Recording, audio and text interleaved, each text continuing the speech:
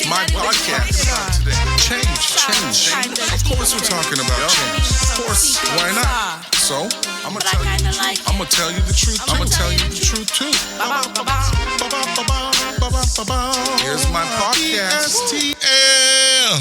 Hey, what's going on, everybody? Tonight, it is Monday, 7 o'clock p.m., and we are back at it again. BSTL, Building Something That Lasts. My name is Andre, and I am both host and founder of this wonderful, wonderful company that is seeking to just do all things leadership and just empower and equip leaders to just move from wherever they are to the next level. And I know that you've been enjoying this, and yes, I know it's beginning to get a little bit colder and stuff like that out here in the north, the near north, whatever you want to call it. But the reality is we're still alive, still on this side of the topsoil, so we've still got a lot of work to do. So anyways, I want to jump right into this thing, right? And today we're going to be talking about thinking micro and working macro. Thinking micro and working macro. So for those of us that are a little bit older, we'll remember that there used to be this show called the Undercover Boss, right? Undercover Boss. And there were a couple of other shows that kind of had that similar type of spin-off. And for those of you that don't know about it, Google it. It's worth watching. I'm sure that there's got to be some stuff that you'll enjoy on YouTube and maybe some other spaces. But this idea of the Undercover Boss, I loved it as a show, by the way. I should just say that. And the Undercover Boss basically goes like this. There were different bosses for different organizations that wanted to get a sense of how their companies were running from the front line, right? So what happens is you've got this CEO or the owner of the company who has many different satellite spots around the country, the United States primarily. And what they would do is they would go into disguise and they would go into one of their locations with cameras and staff and so on and so forth and pretend to be somebody that they were not. Ingenious idea. Whoever came up with that show, I'd love to work with them and for them. I don't know. Maybe somebody will hear this and they'll give me a call. So here's what happens. When they go into disguise, and whether it's a woman or a man, they put on mustache or, different outfits, change their eye color, change their body language, etc. They would just go in there and pretend like they were looking for a job, and then they would be working on the front line. And really, the reason why they were doing this was because they wanted to get a sense of what would have been happening on the front line, since they were more accustomed to working, out of the corner office, right? So what ends up happening is that as they now go into this disguise, pretending to be somebody that they are not, they were able to get a sense of what was happening. And of course, the show would last for about 30 minutes, maybe up to an hour. And by the time they got to the end of the show, they would come out of the disguise and they would reveal themselves to their frontline workers, and everybody would be laughing, saying, "I knew that you were not, who we thought you were, but we just weren't sure, whatever." So it was really a good show.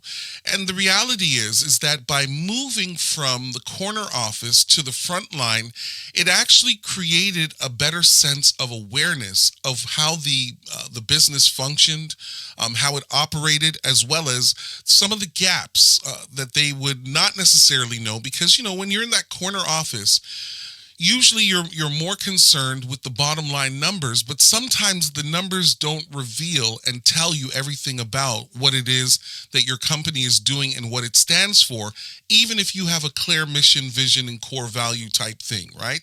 So here's what ends up happening. By the time they get to the end of the show, there's like a couple of things with intentionality that they were doing. Number one, they would at least be a lot more clear in terms of the operation, what we need to do in order to make what we're doing better. But number two, the other thing that they learned through this process is here are the actual real people that work on the front line, and even though we may not know them so well and we may not know who their families are because, again, we're in the corner office, you're now putting a face to a name, to a voice, to an emotion, to a real person. So they're no longer just an employee number. They're a real person. So, of course, we're talking about thinking micro and working macro. Ultimately, what made this Undercover Boss show so important and so impacting is that this person, whoever they are, that works out of the corporate office, the CFO, the CEO, whatever the title may be, they had to learn that, look, when I give a directive from my office and it trickles all the way down, even though I may hope to see something happen as a result of this directive, as I'm trying to improve and better the overall organization, I have to understand how it all works up front so that I know what I'm doing behind the scenes.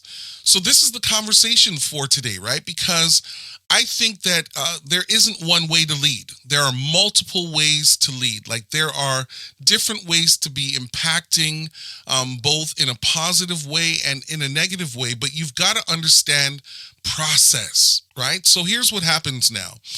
Somebody who has been working on the front lines, they've now began to move up the ranks. And when I say ranks, again, this is always going to be tongue-in-cheek, because the reality is, who really moves up? It's not so much that you're moving up. You just have a different responsibility. You're still being called to serve and be a servant leader to some degree to every single person that is accountable to you, right? So you begin to move up now, right? So you used to be on the front line, and so you know how things work, and you know exactly what needs to happen. You know who to call on to do whatever needs to be done.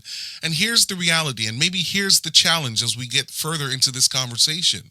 Because everybody knows you and they know that you know what you're doing, even though you've now moved up into a team lead, a supervisor, a director, a manager, a VP role, you're now beginning to no longer operate and function at a level that really speaks to what your new job description is, right? So what ends up happening is, because you know what you're doing on that micro level, even though you're now working, employed to do something on a macro level, because you're not fully detached from what you used to do, you run the risk of actually becoming a manager who's really functioning and working as a frontline worker. And can I just say this? I don't think that that's the best business practice, right?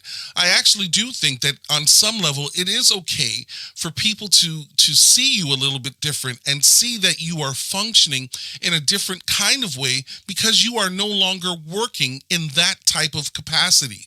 And I think that sometimes leaders, they shoot themselves in the foot because they know what some of the gaps are and they know what some of the challenges are. And so rather than pivoting and transitioning into a new role and embracing what it is, there's this tendency to use my new function, my new job description, to allow me the flexibility of still functioning the way that I used to be working, right? So the reason why we're having this conversation is there is, to the detriment of the leader, a problem when you're no longer operating in your new capacity, but you're really functioning in your old capacity.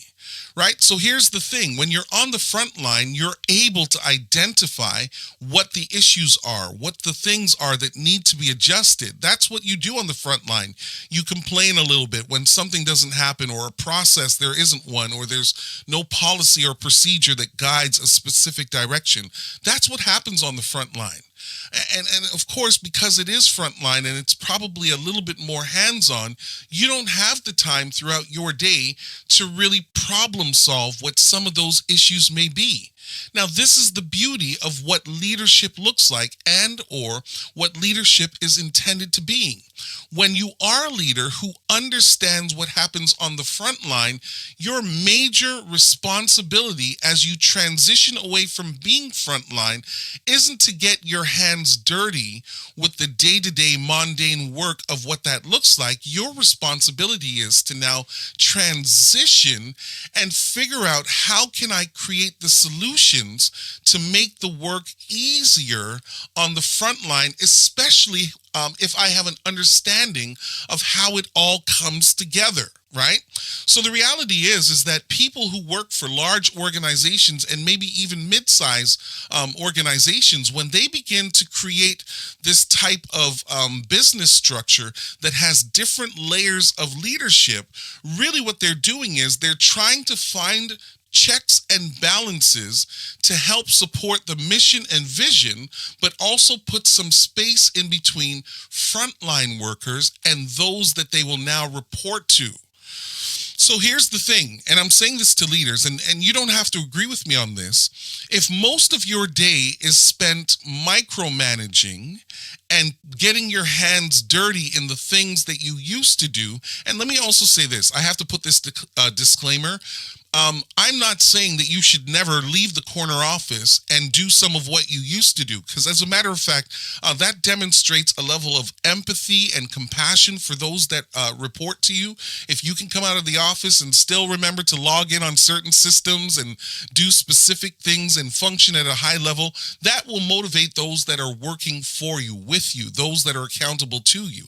But, and I say this with a big B-U-T, big conjunction right there, negative conjunction. If you now find yourself out on the floor with those that are frontline more often than you are with your door closed, even though you have an open door policy, you're no longer operating in the way that you need to in order to help them to do their job better. Because here's what happens. When you are now in some type of a leadership, supervisory role, management type of role, leading type of role, you're actually being paid to figure out how can we do this thing better to remove some of the angst and the frustration and some of the anxiety. Well, if you're doing their job, then that means you're no longer doing your job. Right?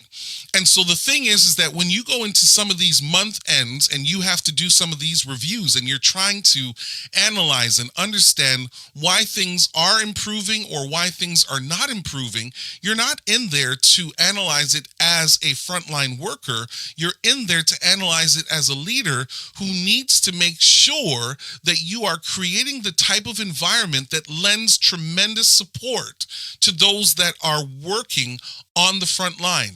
And I think that this is one of the mistakes that a lot of people make, and it's to both extremes, right? So to the person that is trying to show that they are still a part of the team, they may have a tendency of spending a lot of time with the team at the cost of doing their own job.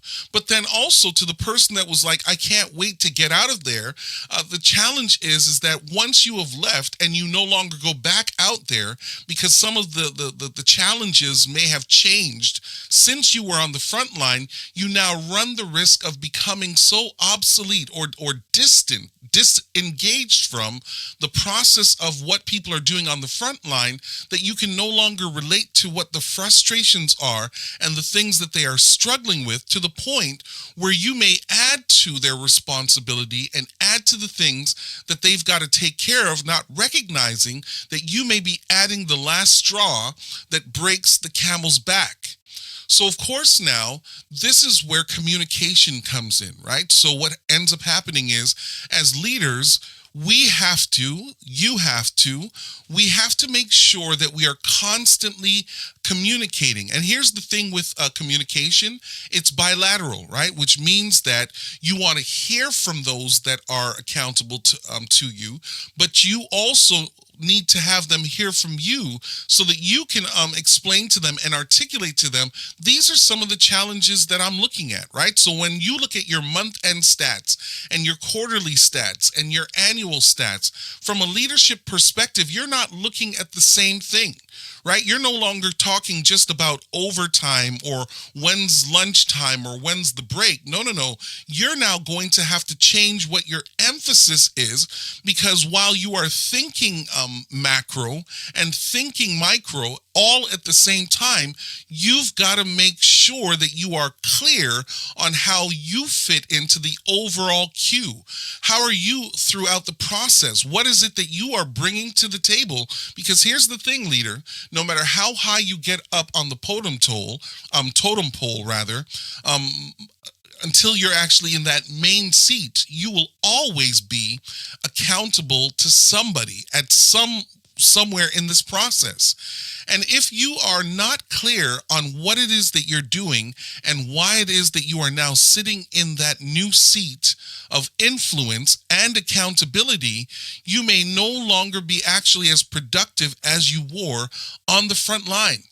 So here's the other thing that I'm saying. You got to get over quickly maybe some of the guilt that some people feel when they now leave and they've now transitioned away from the front line, and you miss your friends and you miss your colleagues. And it doesn't mean that you can't eat lunch with people and hang out with them a little bit after work. But the truth is, for those of us that have made that transition, you do recognize that after a while, some of those relationships may no longer be intact. And maybe that's a good thing, because you've got to make sure that you've made that dichotomy between my work and your work. Now, it doesn't mean that people can't speak with you professionally about what's going on, and that you don't have an open door policy which allows them to come in and speak on whatever they would like to and share whatever they would like to and even offer some suggestions.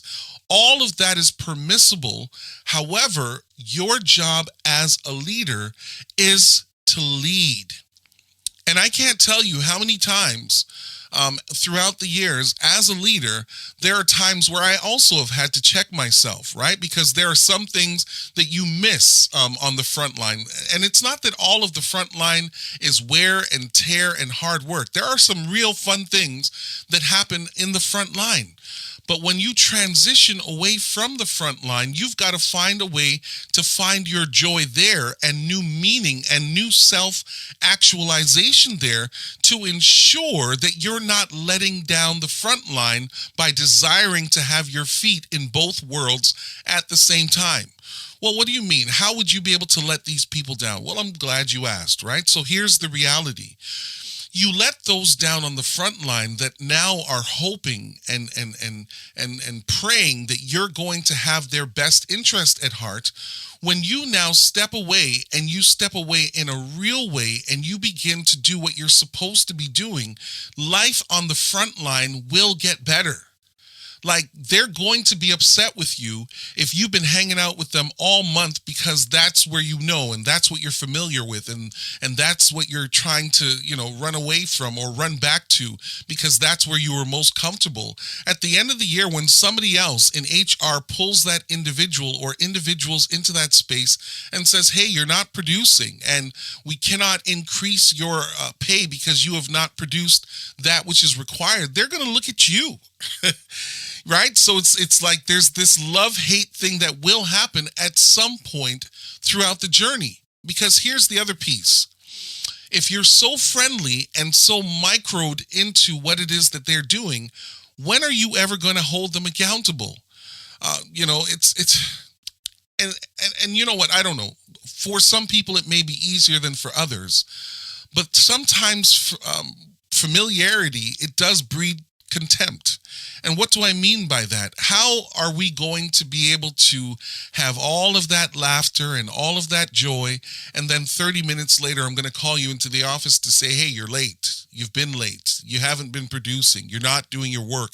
And the list goes on. Sometimes that clean break is okay, especially if you know that you are continuing to put the pieces together to make their life a little bit easier. So now here's the other thing too, as we think about or talk about thinking micro and working macro, the other piece to this too, as a leader, is remember, the moment you get into that job, right, as you are transitioning up with a greater level of accountability, you have to also almost begin to be thinking exit strategy at the same time.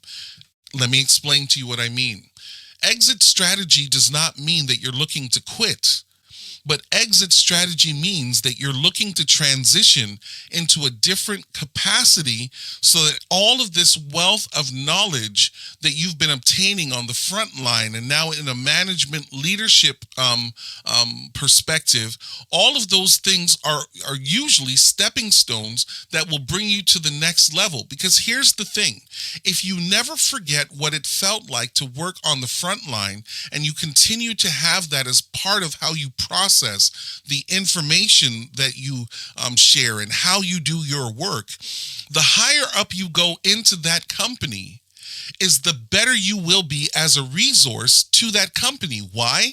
Because you know what it looks like from the beginning all the way through to the end.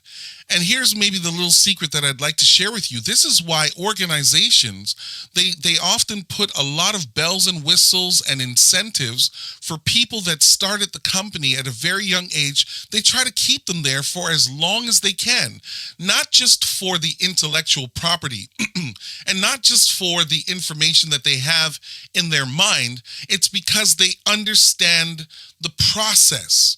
And that's the other thing too, right? Because when you are now leading, you are also supposed to be creating processes that will work, that will create a seamless, almost like rite of passage from level of leadership to level of leadership. So to the person that started there at 21 and they made their way all the way up to that corner office, that person is absolutely indispensable. To the person that has come in from another organization, of course they're going to be really good at what they do. But do you notice what they do when they come across? Because they have not been there long enough, they'll spend their first couple of months going back to the front line because they don't have the context, they don't have the information, they don't necessarily understand the infrastructure around what works from what does not work. So to the person that has already been there for many years, as they move up, that person is able to do what they do well in a much more seamless kind of way because they know what it looks like from start to finish. To the person that has been recruited and brought in, of course they will do well because there's generally a lot of overlap between where they're coming from and what they're doing. But here's what they don't have. They don't have the interpersonal relationships with the individuals that preceded them. And so along with learning how they do, what they're really trying to do and what we ought to be doing if that's the situation that we find ourselves in is, yeah, we want to know how it all works together, but we've got to know who is who. And that's part of why Undercover Boss was so powerful, because for those of us that watched that series of shows, we recognize that this boss didn't just learn about how their organization runs. They also learned that there's some people on the grassroots that are overperforming, that have other dreams and other aspirations and things that they wanted to do. And some of them who would struggle getting to work because they needed a new job. Some of them who were taking care of aging parents, so they needed a vacation, right? So the other piece to this too is, as we're thinking micro and macro is not just the work that needs to be done.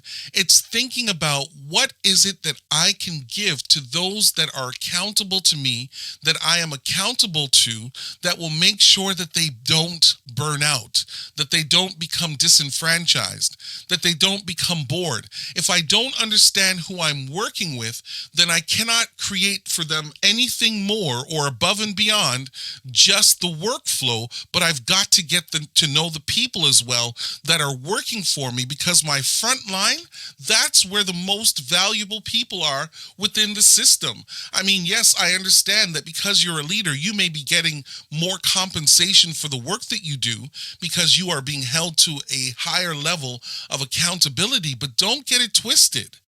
You have to keep your eyes on your frontline workers because they are the ones that are taking the hits for every gap, every challenge, every process that is not clearly defined. It's them. And because it's them, you've got to understand the work that they do, but you've also got to understand who they are also. Wow, we're finished. Look at that. We're already done. This is a great conversation today. And really, what I'm saying is if you are a leader, you've got to be able to think and work both micro and macro as often as you can. But let me also say this. If you've been promoted and moved to a different cubicle, a different office, a different corner office, know this, that while you may miss where you're coming from, it is to your benefit that you embrace that lonely space. Because if you really want to help your front line out, you're going to have to make some distance between them so that you can make sure that you're creating different processes and different workflows to ensure that they are successful and to also ensure that you are successful. My name's Andre Anderson. I'm both host and founder of BSTL. And what's BSTL? We're building something that lasts. And oh, by the way, we are now in Spain. I'm so excited. Maybe somebody's going to help me to learn how to speak some Spanish so I can communicate in the language of love. Take care until next time. See you next week. Okay, everybody, it's time for the recap. And this is, of course, our takeaway portion. So while working at the micro level, but thinking at a macro level, leaders should remember the following.